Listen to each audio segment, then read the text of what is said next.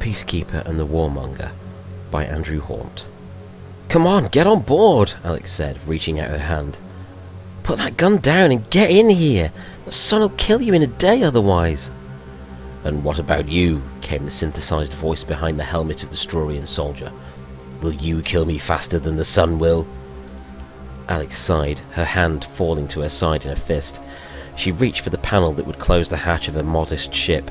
"I can leave you out here if you prefer." The Straurian looked around. No shelter, no food or water. The wreck of his own ship was 3 clicks away, and that was little more than a frame after the crash. He hesitated and lowered the barrel of his weapon. "That's it, disengage the pulse cell and show it to me. Then get in here before you fry." The soldier quickly removed the cell from his weapon, rendering it useless. He held it up before the human and then shoved it into a pouch on his heavy uniform. "Come on," Alex said with more urgency. "My engines are messed up so we can't leave the atmosphere, but I can move the ship a little and there's food and drink." "Do you intend to take me prisoner?"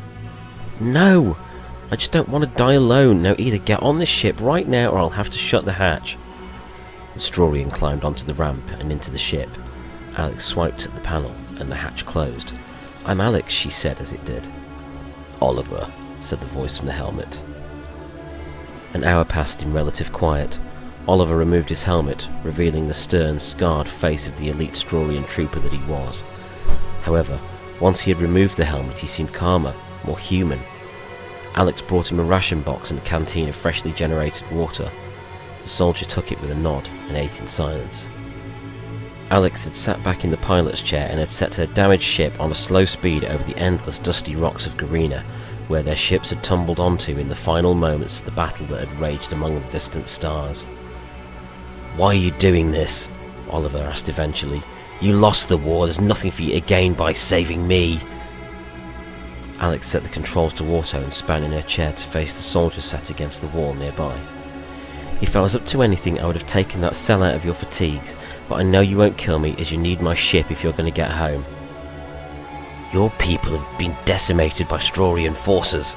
It is the will of the people, the way of the Straurian offshoot of humanity, that we need nobody but ourselves, no alliances with outsiders."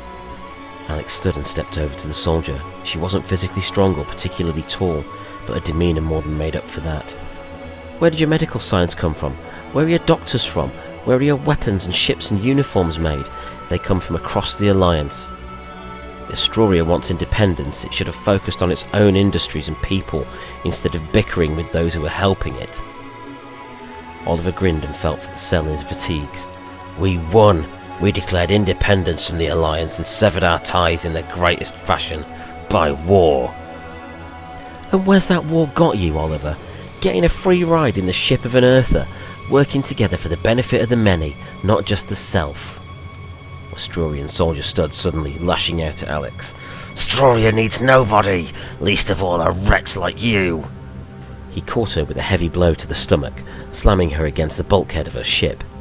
The craft lurched and righted itself, continuing on the pattern of movements Alex had set it on. Winded, she grabbed a fire extinguisher cylinder from beside the control array and swung it at Oliver's face. It caught him across the jaw, knocking him out cold. Water splashed over his face, waking him violently. He couldn't move. He looked down and saw the thick cables that had been dragged around him, trapping him against the support column at the back of the ship. Alex stood over him, his own weapon in her hand. The power cell glowed and hummed in its casing at the base of the rifle. "Do it," he snarled from his makeshift prison. "Go on, satisfy your petty need for vengeance. You lost. Your alliance has no power over my people anymore. You lost. Get over it." Harina, Spellion, Trassin, Hydrocoxin, Tyratrine. Heard of them? Oliver's face clouded. He had indeed. "The chemicals that adjust our bodies to the Straurian atmosphere." "That's the ones. On the last recon mission before this horrible war escalated, because of your stupid lot, I might add, we found something out about those. Do you want to hear it?" "Enlighten me," Oliver said. "We're both probably going to die here, so what the hell? Those chemicals? We found proof that your government was buying them from us. All of them. They can't be synthesized on Strauria because of some particle or other in the air. You won the war and claimed your independence, but at what cost? right now, as we're sat rotting here on a dustball of a rock, the announcement is being made.